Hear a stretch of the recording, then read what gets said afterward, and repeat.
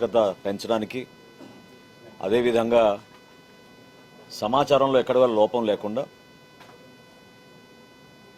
వస్తున్న ఆ సమాచారాన్ని, డేటాని అనుక్షణం పర్యవేక్షించుకుంటూ రాష్ట్ర వ్యాప్తంగా చేసే అనేక కార్యక్రమాల్లో భాగంగా పౌరులందరికీ కూడా ప్రతి నెల 29,762 రేషన్ షాపుల ద్వారా సరుకులు పంపిణీ కార్యక్రమం చేపడతానే ఉన్నాం. అందులో భాగంగా కొత్త టెక్నాలజీ తోటి QR code based smart rice కార్డ్స్ని రాష్ట్ర వ్యాప్తంగా ప్రారంభించాం. 25వ తారీఖున ఆగస్టులో ప్రారంభించిన ఈ కార్డు సర్వీసెస్ 1,44,66,000 మందికి ఉచితంగా సరఫరా చేసేటట్టు ఈ కార్యక్రమం ప్రారంభించాం. దీని నేపథ్యం, దీని వెనక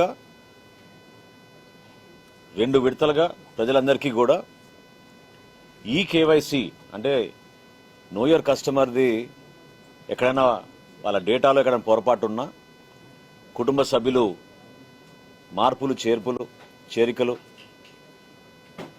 చిరునామాలో మార్పులు, ఇటువంటివన్నీ పొందుపరచడానికి అనేక సార్లు అవకాశాలు కల్పించి భారతదేశంలోనే 96.5% ఈ కేవైసీ చేసిన ఏకైక రాష్ట్రం ఆంధ్రప్రదేశ్గా మనం రాగలిగాం.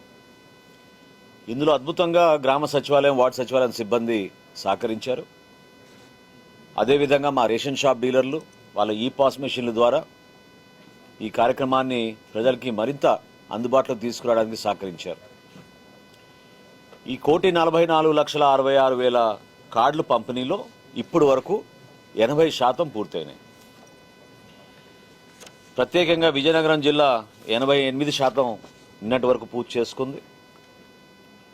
పశ్చిమ గోదావరి జిల్లా 87%, శ్రీకాకుళం 85%, అదేవిధంగా కృష్ణాను, ఎన్టీఆర్ దాదాపు 84% పూర్తయినాయి. 3వ విడత రేపటి రోజున 2 జిల్లాల్లో ప్రారంభించబోతున్నాం. చివరి విడత 15వ తారీఖున 9 జిల్లాల్లో కార్డుల పంపిణీ కార్యక్రమం ప్రారంభించబోతున్నాం.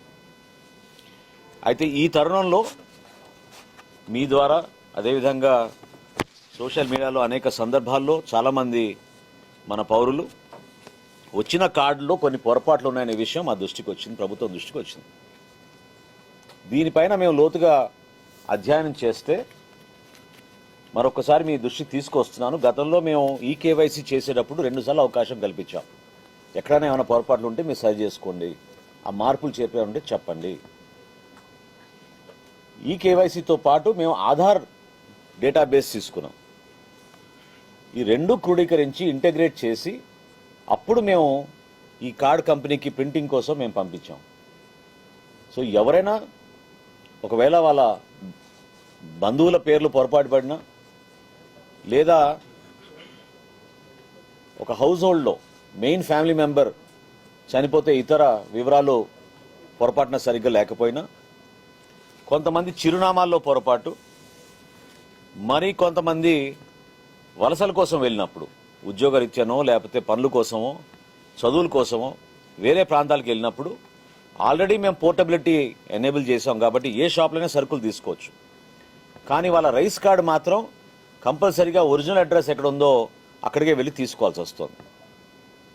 అది తెలియక చాలామంది మా కార్డు రాలేదు, లేకపోతే మాకు డిలే అవుతుందనే విషయం అనేక సందర్భాల్లో మా దృష్టికి వచ్చినాయి. నేను కూడా క్షేత్రస్థాయిలో పర్యటిస్తున్నప్పుడు ఇంకా మాకు కార్డు రాలేదనే విషయం కొంతమంది నా దృష్టికి తీసుకొచ్చారు. ఈ కార్యక్రమం మొదలైనప్పుడు ముందుగా రాష్ట్రంలో ఉన్న రేషన్ షాప్ డీలర్ల ద్వారా మేమందరం కూడా ఒక 3-4 రోజులు పంపిణీ చేశాం. దాని తర్వాత 1వ తారీఖు నుంచి రేషన్ సరుకులు పంపిణీలో బిజీ అయిపోతారు కాబట్టి ఇది కేవలం గ్రామ సచివాలయం, వార్డు సచివాలయం సిబ్బంది మాత్రమే ఇంటింటికి వచ్చి కార్డులు సరఫరా చేసే కార్యక్రమం ప్రభుత్వం నిర్ణయం తీసుకుంది. దాని ప్రకారంగానే ఇంతకుముందు మీతో అన్నట్టు 80% వరకు రాష్ట్ర వ్యాప్తంగా యావరేజ్గా, కొన్ని జిల్లాల్లో ఆల్రెడీ 90% వరకు చేరగలిగాం. ఈ గ్రామ సచివాలయం, వార్డు సచివాలయంలో ఉన్న అవకాశాన్ని, అక్కడున్న డేటాబేస్ని దయచేసి పౌరులు ఎవరైనా ఉపయోగించుకుని అక్కడ వాళ్ళకున్న డాష్ బోర్డులో కరెక్షన్ ఆఫ్ డీటెయిల్స్ అని ఉంటుంది. ఆ కరెక్షన్ ఆఫ్ డీటెయిల్స్ వాళ్ళు తీసుకుంటే అందులో వాళ్ళు చేయాల్సిన మార్పులు చేర్పులు పొందుపరచచ్చు. 15వ సెప్టెంబర్ కల్లా, అంటే ఈ నెల 15 నుంచి మేము చివరి విడత ఈ 9 జిల్లాలు కూడా మేము కార్డుల పంపిణీ చేయబోతున్నాం. కాబట్టి 31 అక్టోబర్ వరకు మీకు ఎటువంటి మార్పులు చేర్పులు ఉన్నా దయచేసి మీరు చేయించుకోండి. 31 అక్టోబర్ వరకు రాష్ట్ర వ్యాప్తంగా మీకు అందిన కార్డులో ఎక్కడైనా పొరపాట్లు ఉంటే దాన్ని మీరు చేయించుకుంటే ఆ కార్డులు మేము మీకు ఉచితంగా మార్చి ఇస్తాం. మీకు మా సివిల్ సప్లైస్ డిపార్ట్మెంట్ నుంచి ఈ కార్డులు మీకు ఉచితంగా మీకు సరఫరా చేసేటట్టు మేము ఏర్పాటు చేస్తున్నాం. వచ్చే వారం నుంచి గ్రామ సచివాలయం, వార్డు సచివాలయమే కాకుండా ప్రభుత్వం నిర్వహిస్తున్న స్మార్ట్ గవర్నెన్స్లో భాగంగా మన మిత్ర యాప్లో కూడా దీన్ని పొందుపరుస్తాం. వాట్సాప్ ద్వారా కూడా మీరు మీ వివరాలు, మీ కార్డ్ నంబర్ పెడితే తప్పకుండా ఆ మార్పులు చేర్పులు కూడా మేము మా డేటాబేస్తో ఇంటిగ్రేట్ చేసుకుని ఇమీడియట్గా ఒకసారి వెరిఫై చేసుకున్న తర్వాత మీకు కొత్త రైస్ కార్డు సరఫరా చేసేటట్టు మా సివిల్ సప్లైస్ డిపార్ట్మెంట్ నుంచి మేము ఈ విషయం మీకు తెలియపరచడానికి కోసం సమాచారం అందిస్తున్నాం. వీటితో పాటు మీకు ఎక్కడైనా ఈ వివరాల్లో ఏమైనా పొరపాటు జరిగింది లేదా మీకు రేషన్ షాప్లో ఇబ్బంది ఉందనుకుంటే ప్రతి రేషన్ షాప్ బయట మేము ఒక పోస్టర్ ఏర్పాటు చేసాం. ఆ పోస్టర్లో క్యూఆర్ కోడ్ ఉంటుంది.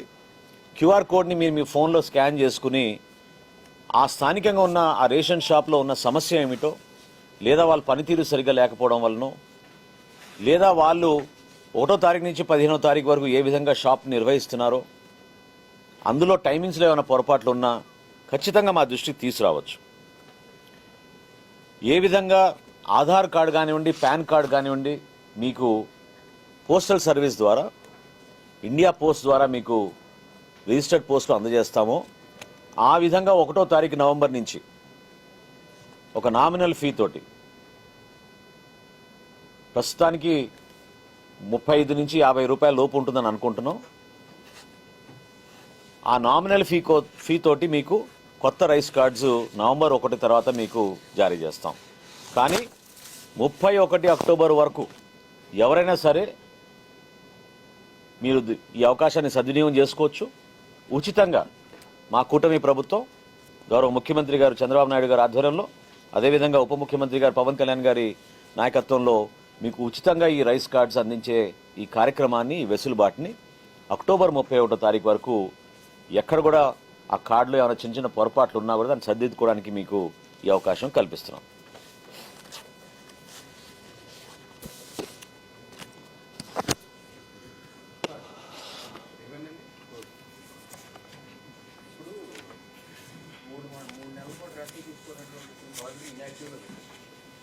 అటువంటి రాష్ట్రంలో ఎన్ని పెట్టున్నారు వాటికి ఆ కార్డు ఇప్పుడు మీరు ఇచ్చినటువంటి అవకాశం వర్తిస్తుందో వర్తించారు.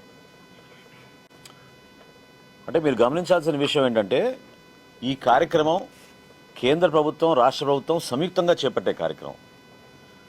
సో ఏ విధంగా మేము డేటాను అప్డేట్ చేసి ఎప్పటికప్పుడు సమాచారం మేము సేకరిస్తామో అది రియల్ టైం బేసిస్లో సెంట్రల్ గవర్నమెంట్ కూడా వెళ్తుంది.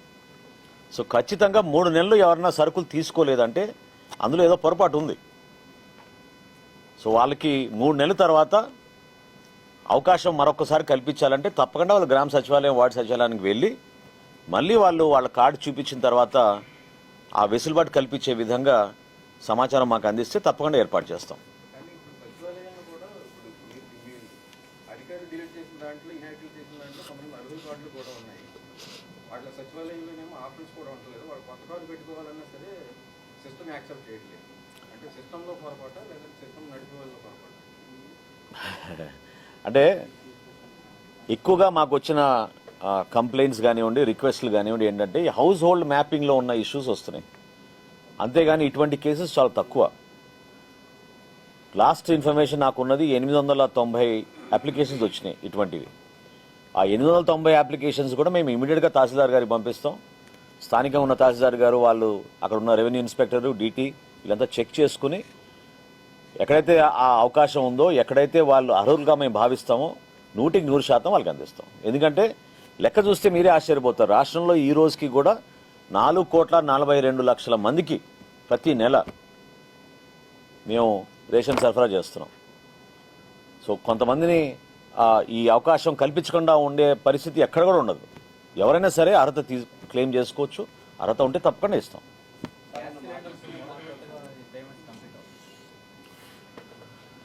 అది రాంగ్ అమ్మా.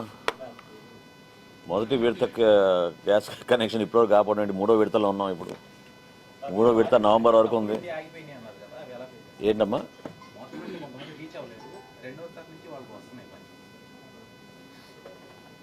97,59,000 మందికి మేము మొదటి విడతలో ఇచ్చాం దీపం పథకం కింద. సో ఎవరు కూడా అందులో అర్హత ఉన్న వాళ్ళు క్లెయిమ్ చేసుకోకపోవడం అనేది ఎక్కడైనా పొరపాటు జరిగితే అది వాళ్ళ బ్యాంక్ ఖాతాల్లో ఒక్కోసారి అనుసంధానం కాకపోవడం వలన ఇబ్బంది కలిగింది తప్ప ఖచ్చితంగా రాష్ట్రంలో ఉన్న గ్యాస్ కనెక్షన్స్ అదేవిధంగా రైస్ కార్డు ఉన్న వాళ్ళందరినీ కూడా అనుసంధానం చేసి ప్రతి ఒక్కరిని మేము అర్హులుగానే భావించి దీపం పథకం కింద అందించాం. వచ్చారు కదా. ఇప్పుడు మొన్న కొత్తగా మేము ఒక నిర్ణయం తీసుకున్నాం. గౌరవ ముఖ్యమంత్రి గారు గిరిజన ప్రాంతాల్లో పర్యటించినప్పుడు గతంలో ఉన్న 5 కేజీల సిలిండర్ని మేము 14.5 కేజీ సిలిండర్గా మార్చబోతున్నాం. దానికి సుమారు 530 కోట్ల రూపాయలు ఖర్చు 5,30,00,000 ఖర్చు అవుతుంది. ఆ డబ్బుని మేమే సెక్యూరిటీ డిపాజిట్గా పే చేసి వాళ్ళని కూడా దీపం 2 పథకం కింద దాదాపు 25,300 మంది లబ్ధిదారుల్ని కొత్తగా చేర్చాం. ఇది కాకుండా మొదటి విడతకి 2వ విడతకి మన రాష్ట్రంలో కొత్తగా 2 లక్షల కొత్త గ్యాస్ కనెక్షన్స్ వచ్చినాయి.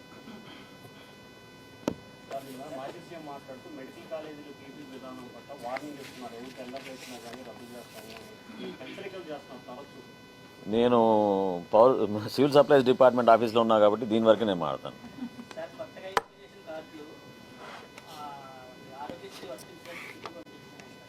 కొత్తగా అవునండి.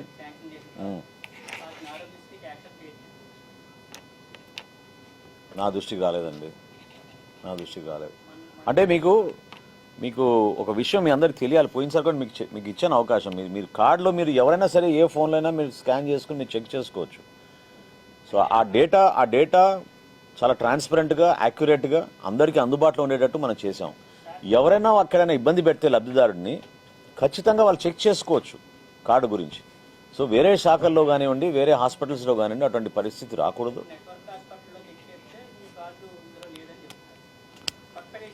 నెట్వర్క్ హాస్పిటల్ది కేంద్ర ప్రభుత్వం ఇచ్చిన అభా సాఫ్ట్వేర్ ప్రకారంగా అది వేరే ఉంటుంది వాళ్ళది. అక్కడ పేషెంట్ రిజిస్టర్ అవ్వాలి. పేషెంట్ ఇన్ పేషెంట్ కానీ అవుట్ పేషెంట్ కానీ అభా డేటాబేస్ కింద వాళ్ళు రిజిస్టర్ అవ్వాలి నెట్వర్క్ హాస్పిటల్స్లో. మన దగ్గర అటువంటి ఇబ్బంది లేదు. అది వర్తిస్తుందా లేదా అనేది 100% మన ప్రభుత్వ పథకాలన్నీ కూడా ఈ 1,46,00,000 కార్డు అంటే గృహాలకు ఎవరికైతే మనం అందిస్తున్నామో వాళ్ళందరికీ వస్తుంది. ఏమైనా ఉంటే నా దృష్టి తీసుకుని తప్పకుండా ఇమీడియట్గా నేను చెక్ చేస్తాను.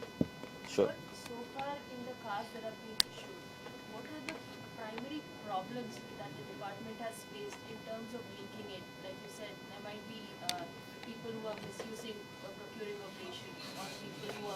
Given a wrong name or a name change that has come. What are the kind of difficulties you primarily? Number one was relationship. The database, which originally was a legacy database, during Aadhaar or during the GSWS database that they have, had wrong relationships. Wife was sometimes shown as husband, husband was shown as wife, things like that, which originally were there due to data entry. Those was the number one complaints which we are agreeing now to rectify, because we have taken the database that is existing. We have given an option for all the consumers to replace or to change their names or any other information when we are doing the eKYC. Despite having done 96.5% eKYC, still there are some issues which have been brought to our notice. One is the relationship, 2 is the names. There are some names mistakes which have happened. 3 is the addresses. And 4 is the portability issue. We have enabled portability. With this card, you can go anywhere and take ration. But to get this card, he has to go back to his original address. So because of that confusion, people still are looking forward to drawing the rice cards.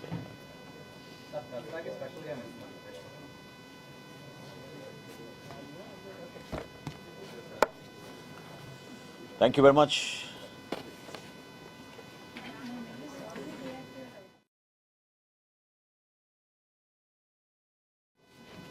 because it's obvious kada. I mean, if you don't take month, like pensions, first month, second month, third month, but you go back, physically present yourself and say, ఈ reason వల్ల నేను తీసుకోలేకపోయానని మీరు మళ్ళీ card ఇస్తే తప్పని దాన్ని మళ్ళీ activate చేస్తారు. That facility is there at GSWS. But now we're also enabling that through our app, WhatsApp యాప్లో చేస్తున్నాం. మన మిత్రలో మనం you can always use that. Unless there is major corrections to be made, they can always access the small discrepancies on the Manamitra app. Only for major corrections like you mentioned, they'll have to go back to the initial place where they've applied for the card. Is it? No, ma'am. Slight correction there. Immediately they can go to a GSWS right now. We have enabled that on their dashboard called correction.